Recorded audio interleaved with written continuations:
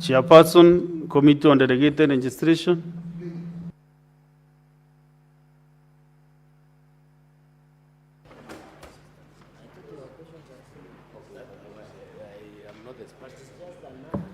Thank you, Honorable Speaker. Mr. Speaker, sir, I am begging to lay the following paper on the table of the Senate today, 60 August 2025. A report on the consideration of the environmental management and coordination, strategic integrated environmental assessment and environmental audits. Number 2, regulations 2025, legal notice number 71 of 2025. Thank you.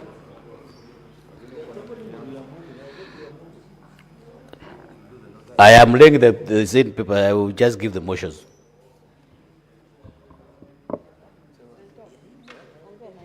Chair Trend, Industrialization and Investments.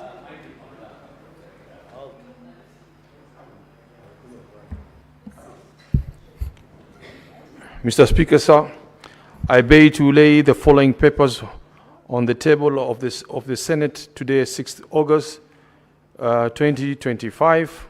Report of the Standing Order of Trade, Industrialization and Tourism on the Cooperative Bill of 2024, National Assembly Bill number 7 of 2024. I thank you, Mr. Speaker. Okay, next order, clerk. Notices. Order number 6, notices of motion. Yes, sir. Senator Chair, Delegated Registration. Give notice of motion.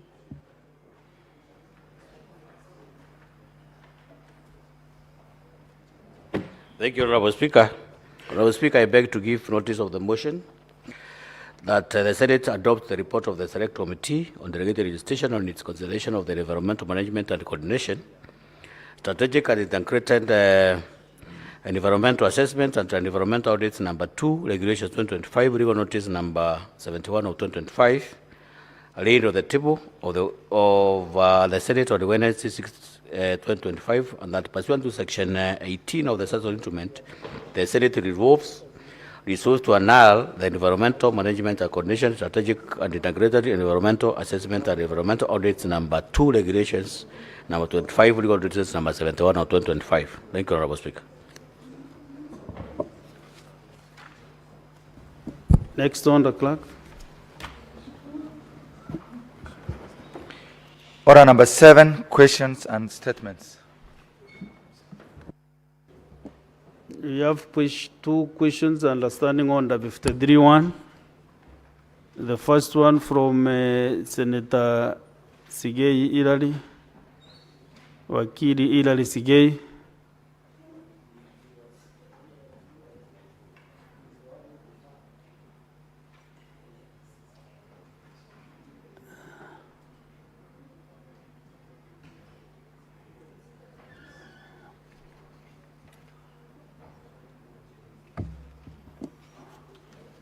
Next, so that statement is dropped.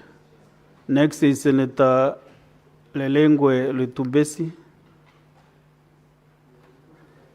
Senator Lelengwe has approached me that this statement be deferred to a later date. Next on the clerk.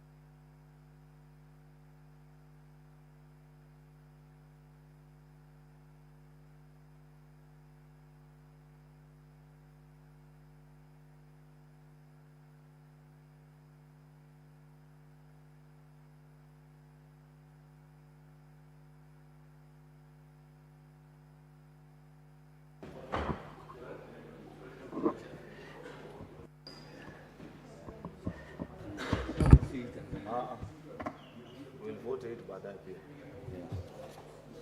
Because people will start talking, then they leave. So, Honorable Senators, let me rearrange the business to this order paper. We first dispense of putting the questions on order number 9, 10, and 11. Then we come back to order number 8, the chair and delegated. So, next order, clerk.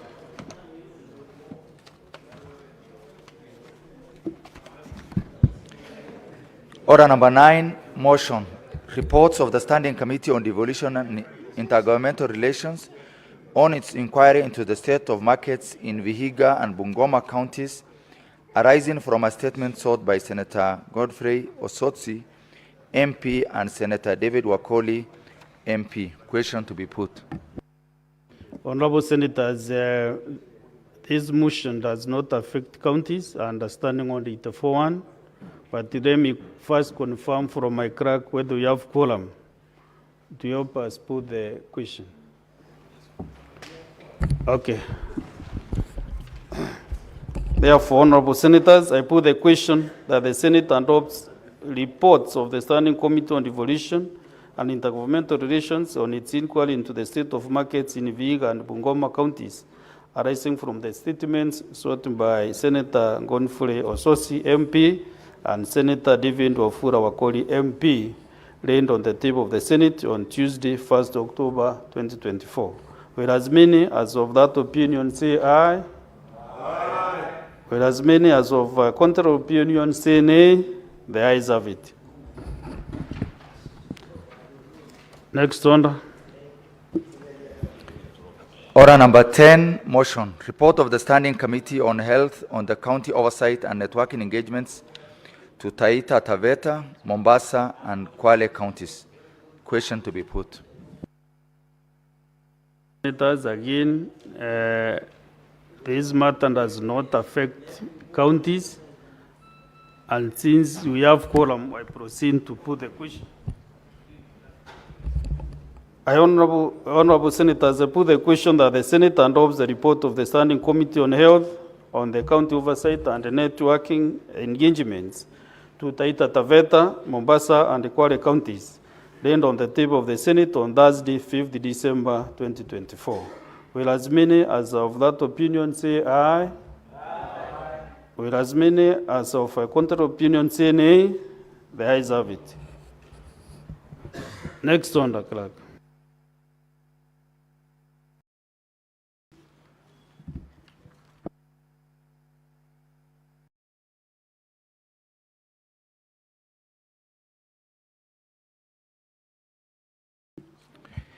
Order number 11, motion. Report of the Standing Committee on Health on inspection tour of health facilities in West Pokot, Trans Nzoia, and Turkana counties. Question to be put. Honourable Senators, I put the question that the Senate adopts the report of the Standing Committee on Health on the inspection tour of health facilities in West Pokot, Trans Nzoia, and Turkana counties, laid on the table of the Senate on Thursday, 5th December 2024. Will as many as of that opinion say aye? Aye. Whereas many, Senator Joyce Korir. Whereas many as of a contrary opinion say nay, the ayes have it.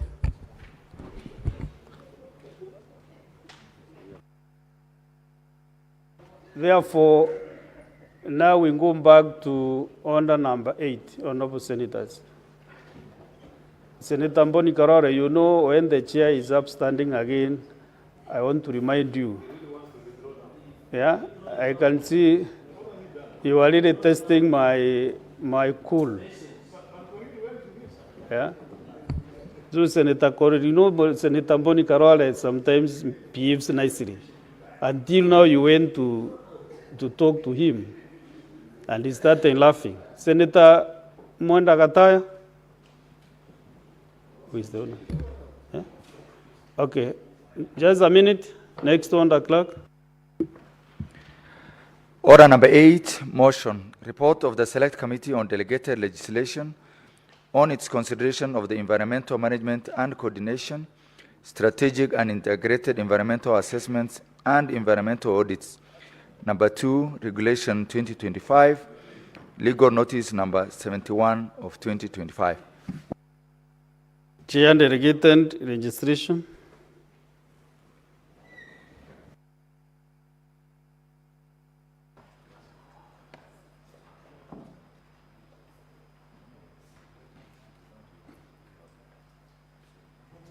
Thank you, Honorable Speaker. This is a motion, the report of the Select Committee on Delegated Legislation on its consideration of the environmental management and the coordination, strategic and integrated environmental assessments and environmental audits number 2, regulations 2025, legal notice number 71 of 2025. That the Senate adopt the report on the Select Committee on Delegated Legislation on its consideration of the environmental management and coordination, strategic and integrated environmental assessments and environmental audits number 2, regulatory number 2025, legal notice number 71 of 2025, laid on the table of the Senate on Wednesday, 6 August 2025, and that pursuant to Section 18 of the Assessment Instruments, the Senate resolved to annul the environmental management and coordination strategic and integrated environmental assessments and environmental audits number 2, regulation number 2025, legal notice number 71 of 2025. Honorable Speaker, my committee was able to go through the report of these regulations. And it's unfortunate that quite a number of issues were not observed, including the public participation. The public participation was carried was 2018, which has been outdated up to date. We have also observed that the impact assessment was not observed. And in this respect, Honorable Speaker, we also have the petitioners from the Environmental Institute of Kenya, who have brought some petitions before this committee. And we thought that the regulator, which is the ministry, should go back and republish. So in this respect, Honorable Speaker, the committee resolved that these regulations will be announced to enable the ministry put its house in order.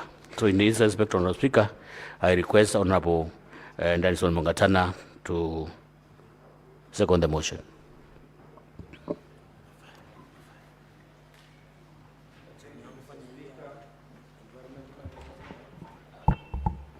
Thank you, Mr. Speaker.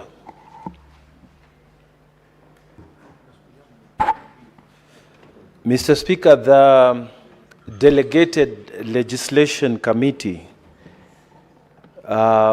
wishes, I rise to second this motion, that we are seeking the support of the House to annul Regulation 2025, the Strategic and Integrated Environmental Assessments and Environmental Audits number 2, Regulations 2025, Legal Notice number 71 of 2025.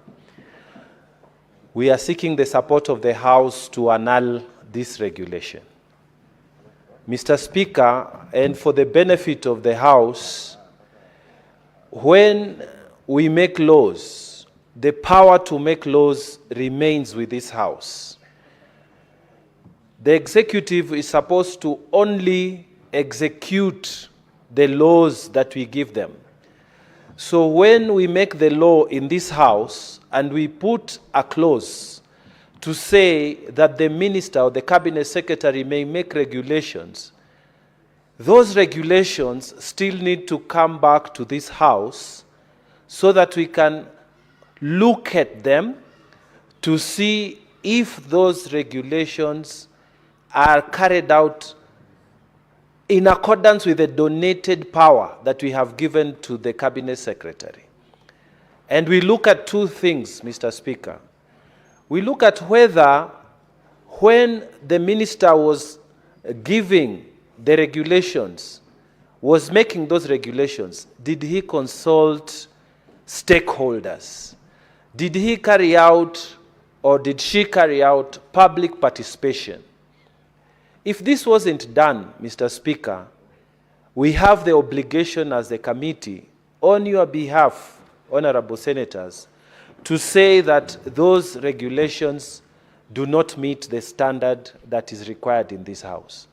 Number two, when we donate this power to the minister for him to make regulation or for her to make regulations.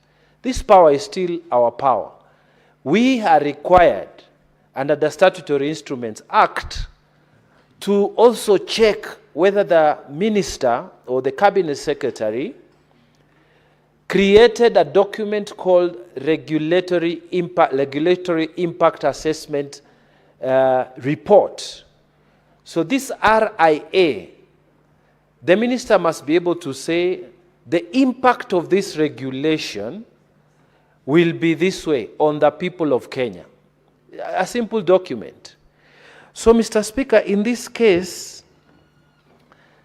the cabinet secretary in charge of environment came before the committee and told us on these regulations, she had done public participation 7 years ago. So, honorable members, if somebody comes and tells you that they did 7 years ago is when they did public participation, surely public participation 7 years ago is outdated. So we asked, where's the regulatory impact assessment report on these regulations? They were not able to produce that. So we were magnanimous as a committee, and we said, Cabinet Secretary, go back and make amends, but this has not been done. Go and republish these regulations. Go and do public participation, because environmental regulations, which were done 7 years ago as public participation, cannot surely be relevant at this time. And Mr. Speaker, the Institute of Environment practitioners, those people in that space, they came and made serious petition before the committee. And the committee, had their complaints. So we asked the minister, just go and do it properly. It will not cost too much time. It will not cost you a lot. Just let the people have their say, because it is a constitutional requirement that you subject the regulations to public participation. Mr. Speaker, this wasn't done, and for that reason, we recommend to this House that we annul these regulations. If we annul these regulations, then the minister will go and put her house in order and bring them back in the proper format, because we have already said what needs to be done. Unfortunately, the time lapsed. The minister never came back to us. So under the circumstances, Mr. Speaker, I rise to second on behalf of the committee and recommend support of this House that we annul these regulations. The practitioners around the environment space have said these regulations have a problem. If we leave them to go the way they are, if the Senate allows it to go the way, if we let it pass, it will be unfair to the people of Kenya to tell them that they are going to be bound by regulations that public participation happened 7 years ago, even before we took up the mandate in this House. So, Mr. Speaker, I beg to second, and I ask members of the committee, not members of the committee, but members of this House, if you can support us so that we can be able to do what is right. When we annul the regulations, we are required to come back to this House.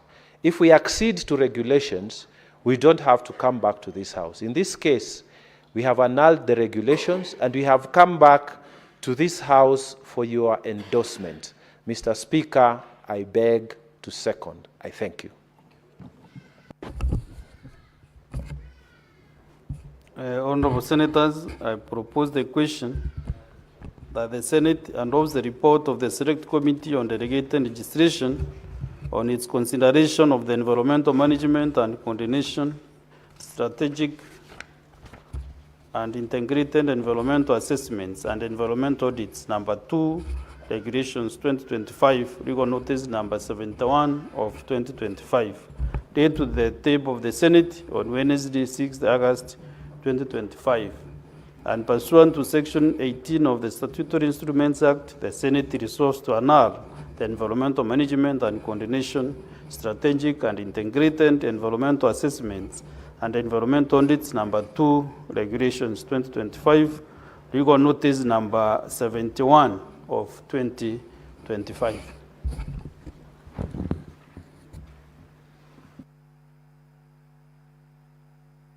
Now, let me open the floor for debate. Senator Chalagai Samson. Mr. Speaker, thank you very much. I think I'll be very brief because the report of delegated is just to annul, and I want to agree with the committee of delegated legislation led by Senator Mwanda Kataya and the committee by saying the following. Mr. Speaker, under Article 10 of the Constitution, one of the cornerstones of any engagement on national values and principles of good governance is public participation. It is shocking that the cabinet secretary concerned would go ahead and bring a public participation that was done 7 years ago, Mr. Speaker. It is embarrassing, and it is one of the lame excuses, an unfortunate report that was taken. I think is it called laziness? Because how do you bring a report of 7 years? Many things have changed. We didn't have artificial intelligence, we now have. Mr. Speaker, children who are not born in there are now in PP1, PP2, Mr. Speaker. Mr. Speaker, people who had disappeared 7 years ago have been declared presumed dead under the law. So, Mr. Speaker, what are we saying? You know, this is the incompetence that we try sometimes to call out, Mr. Speaker. That this is incorrigible incompetence. You cannot bring, Mr. Speaker, and I want to thank the Committee of Delegated Legislation. In Kiambu, Finance Bill of 2013, the courts reason and say one of the critical and ingredient of modern day era under post-Constitution 2010 of Kenya was something called public participation, Mr. Speaker. Any public officer, and I agree with the committee, any public officer in the public space must know that public participation going into the future is no longer a privilege, is no longer a by the way, or abracadabra, or brouhaha, Mr. Speaker. It is the cornerstone of a modern day democracy that we have as a country, Mr. Speaker. So I want to thank the committee for this industrious act on the report that they have brought, and they must be annulled, Mr. Speaker, because even when you look, second and final, Mr. Speaker, when you look at the Statutory Instruments Act as revised in 2023, Mr. Speaker, there is what we call explanatory memo and what we call regulation making authority. Mr. Speaker, the reading of Section 4 of that act on the objects, one of the critical and important point is public participation and consultation of the stakeholders, which was never done, Mr. Speaker. And therefore, this was a clear violation of the act that put in place the concerned ministry by bringing these regulations that concern with the environmental issues that Mwenda Kataya-led team has been brought before the House, Mr. Speaker. Even in Section 5 of the Act itself, provides for an explanatory memo. You must explain to the public what is the need, the purpose, the intention. Mr. Speaker, the era of operating in mystery in public space is no longer there. There is no luxury. We are in a digital age. Even your visitors in your gallery know more than some of us, Mr. Speaker. So this is no longer about night running. Many government officers want to operate like night runners. It can no longer apply in this country. That's my worry, Mr. Speaker. Night running can happen as an exercise in some region. I don't want to mention those regions because I'll receive a rat from some of the members I know they do night running, Mr. Speaker. But the point that I want to mention is every government officer, from the county government, and when you see Senator Outsource smiling, of course you know. Mr. Speaker, I have just said he's smiling. Mr. Speaker, I just say he's smiling.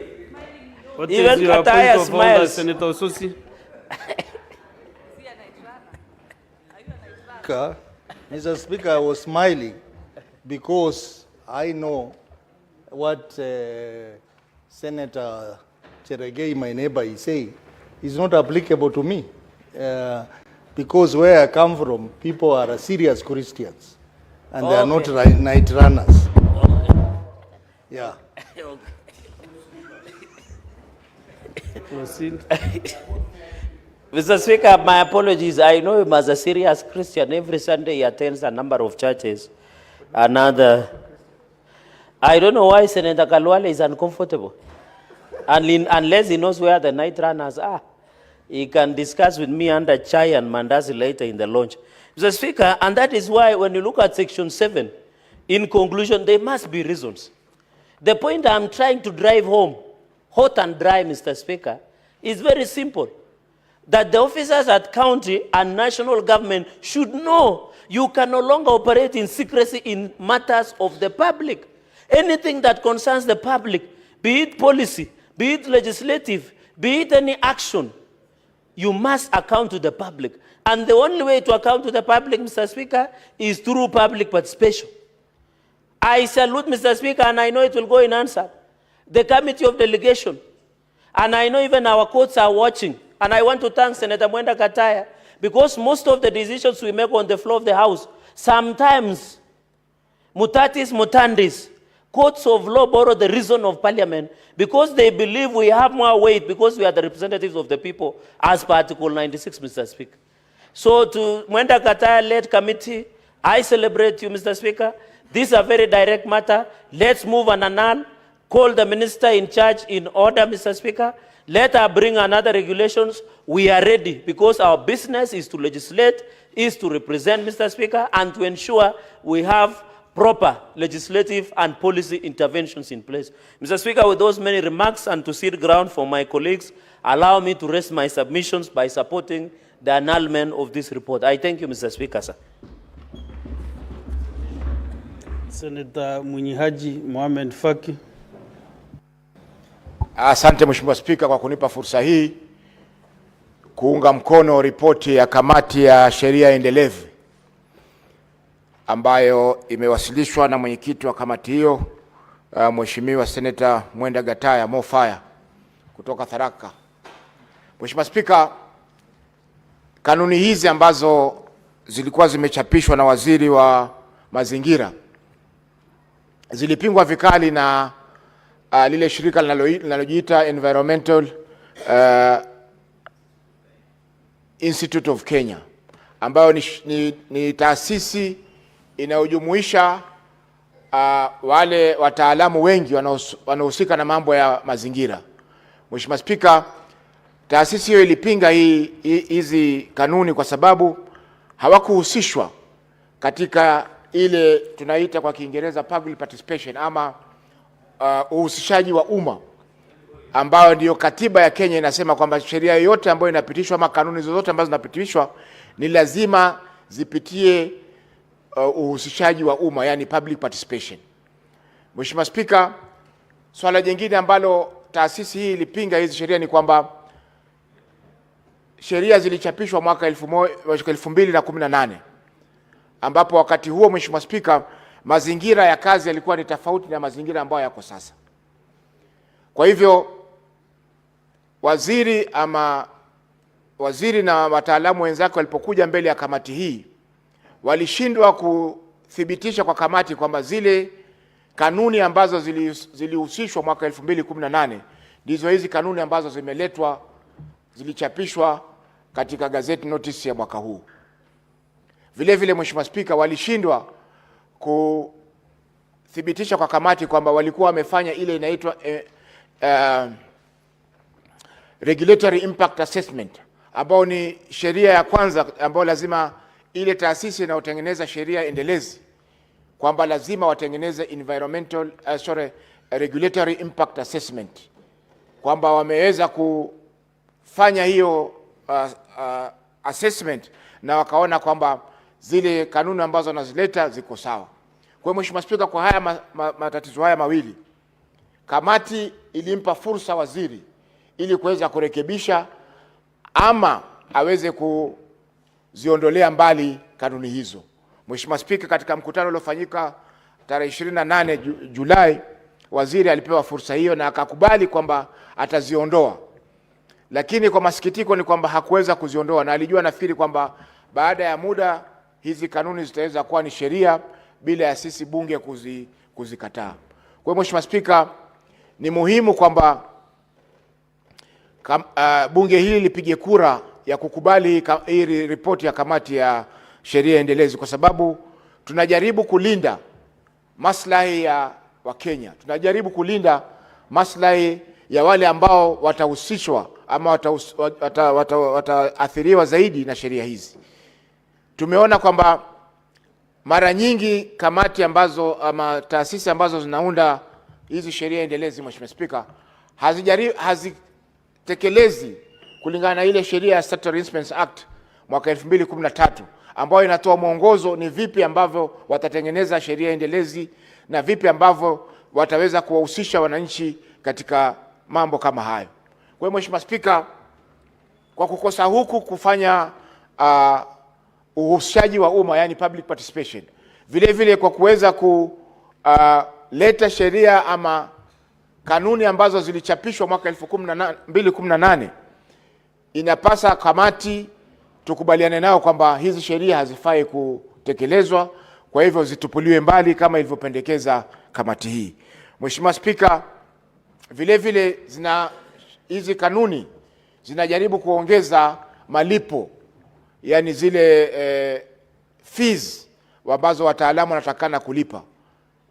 Mheshimiwa Spika, tukiangalia zile ambazo walichapishwa mwaka 2018 ni tofauti na zile ambazo wamezieleza sasa katika sheria endelezi. Kwa hiyo Mheshimiwa Spika, naunga mkono ripoti hii na ningependa kwamba bunge la Senate liweze kukataa hizi kanuni na zitupilie mbali. Asante Mheshimiwa Spika.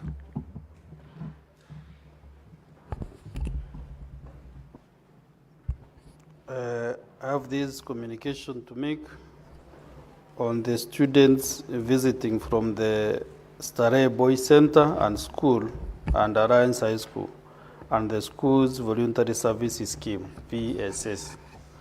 Honorable Senators, I would like to acknowledge the presence in the Speaker's gallery this afternoon of students from Starehe Boys Center and School and Alliance High School.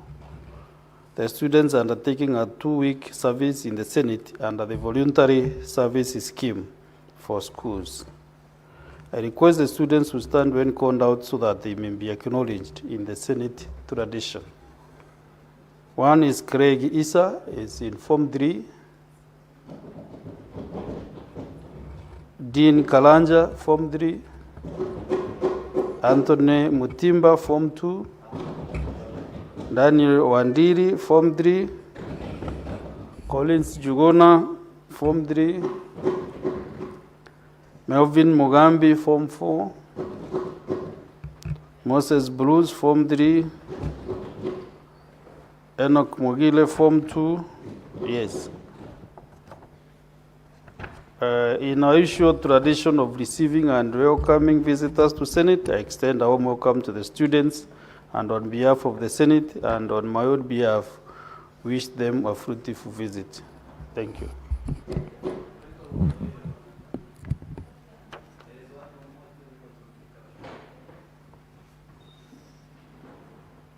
The student who was not recognized can also stand to be recognized. I don't have his name here.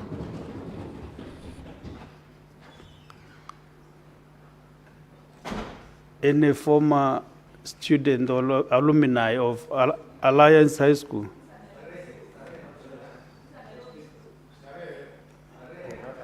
Mr. Senator Speaker, Mugatana.